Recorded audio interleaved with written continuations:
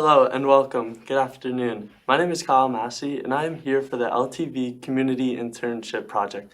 I am delighted to be joined alongside Mr. Len Rubin. Thank you for coming here today. You're very welcome. So to start us off, Mr. Len Rubin, you are a member of the Accabonac Protection Committee. And what initially sparked your interest to contribute to the community and ultimately try to provide a better environment for your local community and fellow people of the town? Okay. When I've been here about 13 years, and I came up to see the area during the winter, actually. And an old friend of mine has lived here for a long time, and he took me around for the weekend to show me different places. And the first place that he took me, and this is the dead of winter, was to Girard Drive. Oh, wow. Which is the road that goes out to the Girard Point, Yes. which is adjacent to the Accabonac Harbor. And I was struck by the incredible beauty of the harbor. Subsequently, we did move out here, and I live now up in Clearwater, which is kind of around the corner from Accabonac. So I'm there all the time. Amazing. In fact, I was there yesterday clamming. Oh, wow. That's awesome. And you know, every time you come up Fireplace Road and you make the turn and you get your first view of the harbor. And I have to say, you know, I've been here, like I said, 13 years. It's as breathtaking today, that view, as it was 13 years ago. Yeah. First time, especially, you know, as the summer, you know, moves in. It's really great. And so I've heard about this group, the Accabonac Protection Committee, that was founded about almost 50 years ago. And its goal was to basically do what it could to preserve the integrity of the harbor. Yes. And that, you know, since I live here and since the place is so special, I thought that's a good way to get involved. Yes. So I became a member and joined the board. 100%. Thank you. I appreciate it. Moving on to the next question. How does the APC contribute to the community and what positive changes are they aiming for to accomplish? Okay, so we view ourselves as, you know, as kind of the guardians of that very special body of water. So we work with a lot of different groups that monitor what's going on in the harbor.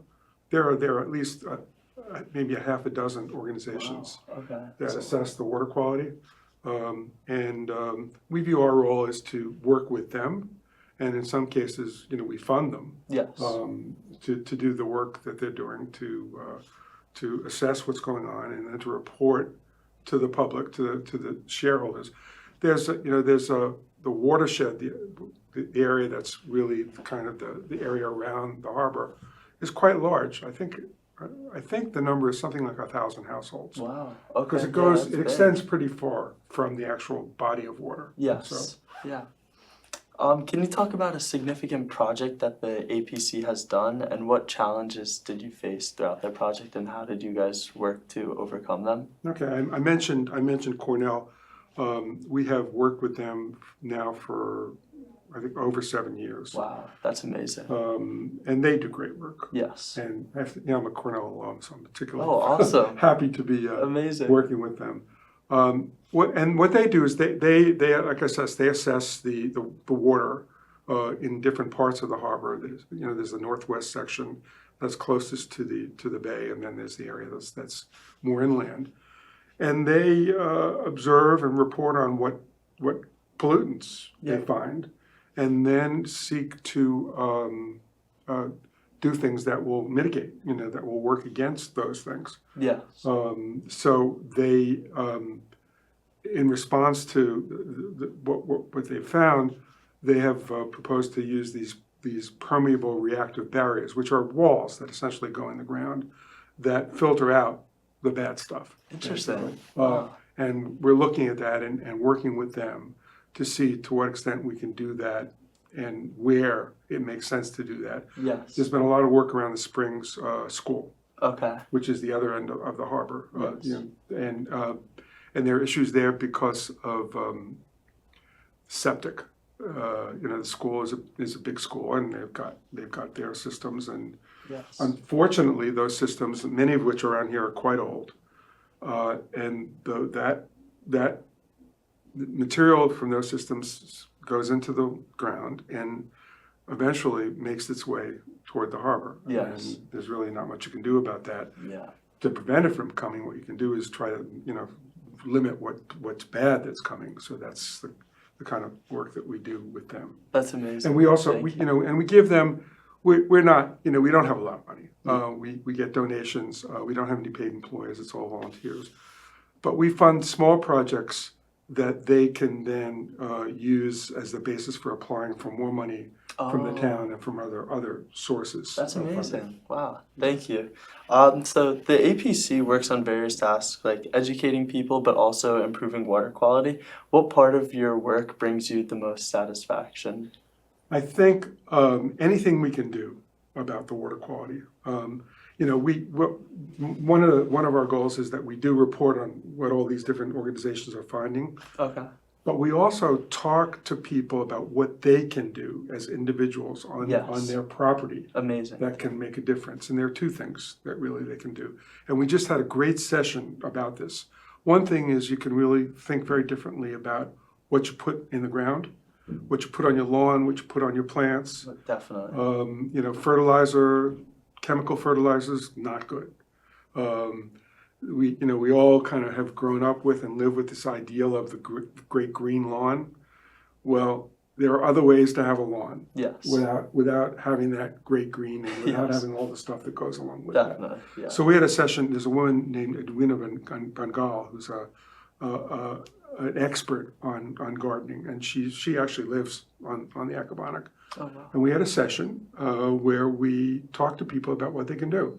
We talked to them about how to use native plants on their property, how not to use fertilizer, how much, how little to water, how to mow, things like that can have a good effect. That can give you a really nice thing on your property. Yes. But that will also limit the damage that can be done. Yeah. By the use of those things. The other big culprit, I mentioned it briefly before, is septic.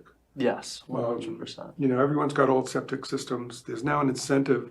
There are new, more environmentally friendly septic systems around, and you can put those in. It's a big process. It's a pretty invasive process.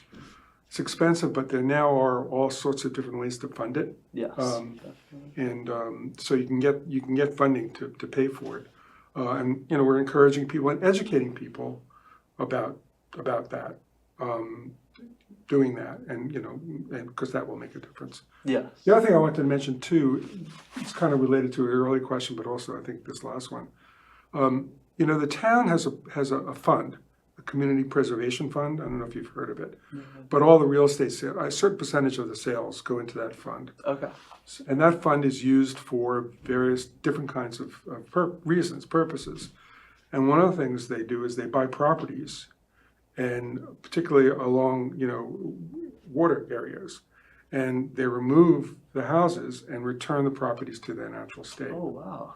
That's And amazing. they've done that to a good extent. Yeah. In Accabonac. They've over time purchased 73 acres, Oh my gosh. about 23 different houses Wow. that are no longer there, and what's there is just the green and whatever is growing. Nature, yeah. Yeah, That's so- amazing. Can individuals and families taking it as simple as getting rid of plastic water bottles and single-use plastics and Absolutely. starting and buying reusable water bottles, even something as small as that, Even will something small. make a difference? Everything helps. Everything Yes. that you can do to limit, what goes into the ground, because what goes into the ground It's eventually going to goes come into the back water. up. Yes. So, Makes sense. Thank you. Accabonac Harbor is important ecologically. What are some major environmental issues it faces, and how are you guys dealing with those? well, like I said, the issues around the potential, things that are pollutants. Yes. But there's something else that's going on that really is impactful, and that is the climate change. The warming and the increasing rains have an effect. When there's a serious downpour, as there has been, the last couple of weeks there were two, Yes. and in both cases, the harbor was closed to shellfishing for a week. Oh my gosh. Because when you've got that much rainfall, there's a flow of materials that go as a result of all that rain Wow. that go into the water and that affect water quality. Yeah. So as we see those changes happening over time, that's like I said, they're going to be very, very impactful. And again, what we can do is we know what people are doing and about trying to reduce the speed with which that's happening, and that's really Yes. something else that we can be very cognizant of. Yes, thank you. Well, I really appreciate you joining us today, and thank you for teaching us and ultimately educating the local community on how to protect our environment and make it last for future generations. Well, thank you for the opportunity. Thank you for coming out. Appreciate it. Okay.